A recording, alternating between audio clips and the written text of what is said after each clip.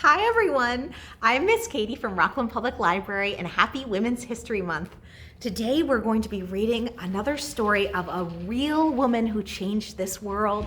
This is The Doctor with an Eye for Eyes. You see all the little eyes?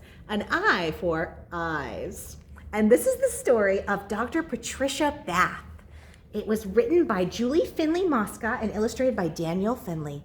Let's see what happens in The Doctor with an Eye for Eyes. And look at all these eyes. We have big eyes and small eyes, brown, hazel, blue, and green, and everything in between. If you like to think big, but some say you're too small, or they say you're too young or too slow or too tall, pay no mind to their doubts. Just follow the path of one awesome inventor, Patricia E. Bath. On the 4th of November in Harlem, New York, one family, the Baths, got a gift from the stork. A baby, Patricia, quite clever was she. All the good she'd accomplished the world soon would see. Now, this girl from New York, she loved playing with boys. Her big brother, so thoughtful, shared all of his toys. Every hobby he had, she would copy, it's true. She said, anything boys can do, girls can do too. Yet the toys she loved most, she will never forget, was a gift from her mother, a chemistry set. Well, it got her to thinking, hey, science is neat. This new passion of hers, it just couldn't be beat.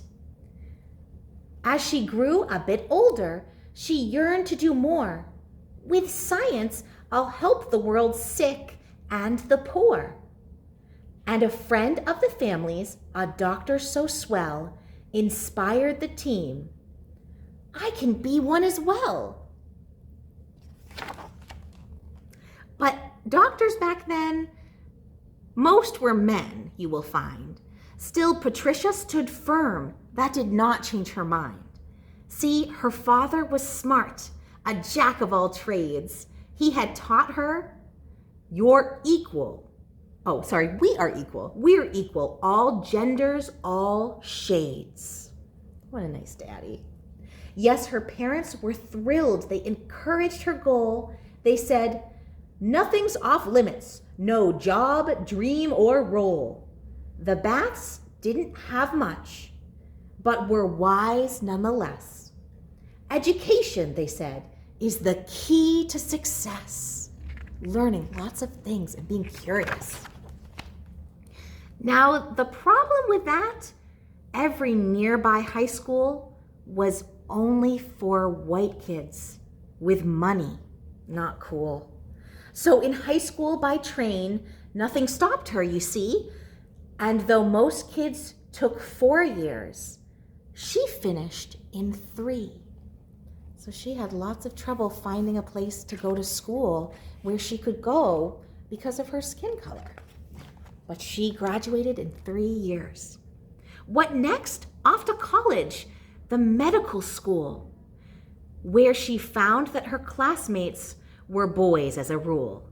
And when girls weren't allowed to sit in the front row, Patricia said, phooey, that won't make me low.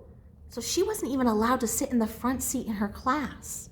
The front seats were only for boys. All those unfair restrictions did not bring her down. There were more pressing matters and no time to frown. A decision was due, what her focus would be. So what she would work on the most in school and when she goes out into the world. What her focus would be. I've been thinking, she said, I will help people see. Then she studied the eye as an eager intern. Treating hospital patients was what helped her learn. Through her work, she discovered there's something not right. Her Black patients were blind 2 times more than the white. So she wasn't able to go to all the schools that she wanted. She had trouble with that, and she's finding that treatment is the same. Doctors, or the access that people have with darker skin, isn't the same as it is for white patients. What has caused this to happen, she wanted to know, in locations like Harlem where money is low? So it also has to do with how much money you have. The more money you have, the better treatment you get. But everyone deserves to be able to see and have good doctors taking care of them. She came up with a plan. We must conquer this plight. The public, she said, must prioritize sight. Do you know what prioritize means? Prioritize means put something first, making something very important. They must prioritize sight. They must make sure that they focus on sight as being something that everyone should have. Oh, look, here's a picture of an actual eyeball. Oh, look at that. With this mission in mind, the new doctor went west. At a school near the sea, she spread word of her quest. She was young, but her knowledge and skill made her wise. She taught hundreds of students to understand eyes. But it wasn't so cheery, some things she would fight, like the desk in the dungeon that barely had light. No, thank you, she said. I will need a new placement, 'cause nobody puts Dr. Bath in the basement. You see the office she was given. When she got that new desk, then she hit a grand slam when she started an eye doctor training program. She would lead it for years, and what makes that so sweet? She'd be the first woman to achieve such a feat. Do you think she'd stop there? No, sirree, she did not. All her goals to help people, she still had a lot. I will find better treatments for blindness, she swore. Straight to Europe she went, where she studied some more. In cities like Paris, she learned about lasers. These light beams, she said, will be little eye savers. She is studying and practicing and learning. She practiced for months, and oh, one final mention, her research, it led her to make an invention. She created something new, an invention. This tool she developed, a new laser probe, fixed the eyeballs of patients all over the globe. And because of her work, those without sight for years, like 15 or 20 or 30 more years, they could finally see. We should give her 3 cheers. Hooray, Dr. Bath! Hooray, Dr. Bath! Hooray, Dr. Bath! Wow, that is amazing. So not only is she helping people that still have some eyesight, she's taking people that couldn't see for years and years and years, and she's reversing that with her invention. But wait, she did more. She created a place to bring hope to the whole human race. Its motto is this: rich or poor, black or white, healthy vision is important. It's everyone's right. Now, for all that she does and the progress she brings, Dr. Bath is well known. She's accomplished great things. But applause for her work, well, to her it seems strange. Fame was never her wish. What she wanted was change. Yes, that girl from New York with the chemistry set, who was born when most doctors were men, don't forget, grew to be quite a hero, but she'll never boast. It's her will to heal people that matters the most.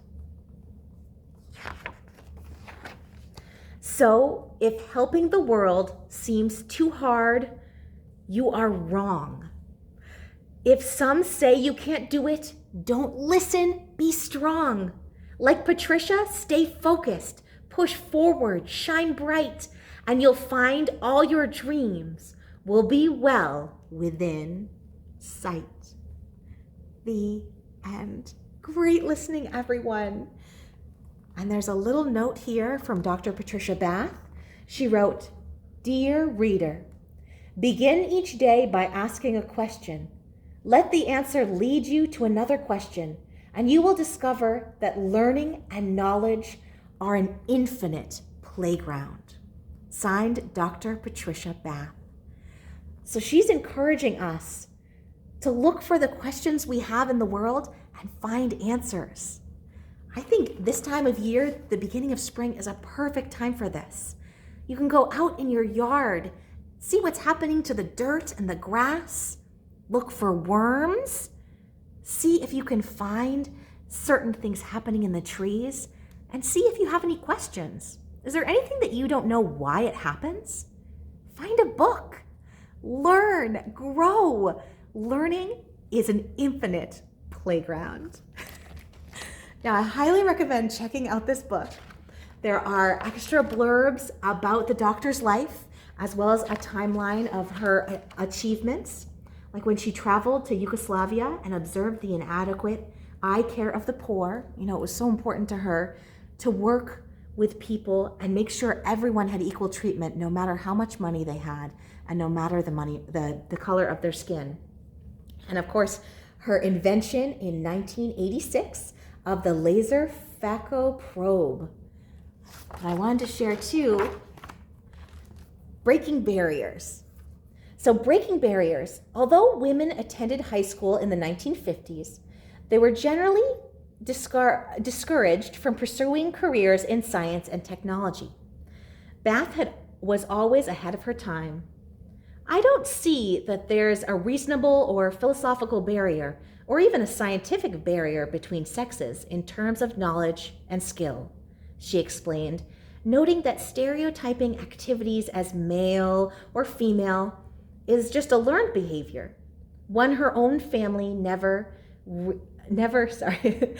something her family never reinforced. So they didn't say, "Oh, you can't do that, that's just for boys." And they didn't tell her brothers, "Oh, you can't do that, that's just for girls." Luckily, things are changing, she added. Even the toy manufacturers are beginning to realize that they have a bias if they only have action figures that are boys. I think the movie industry is beginning to recognize that too, with a lot of new movies that are featuring girls and women as sheroes. So how does all this make a renowned female doctor feel? For Dr. Bath, the answer is pretty simple. Well, it's about time. Great listening, everyone. I highly encourage you checking out more about Dr. Patricia's life, and don't forget to take her advice. We have a playground of information to learn and to excite us out in the world. What questions do you have about the world around you? And can you find some answers? I hope you all have a wonderful day, and I can't wait to read to you soon. Bye-bye.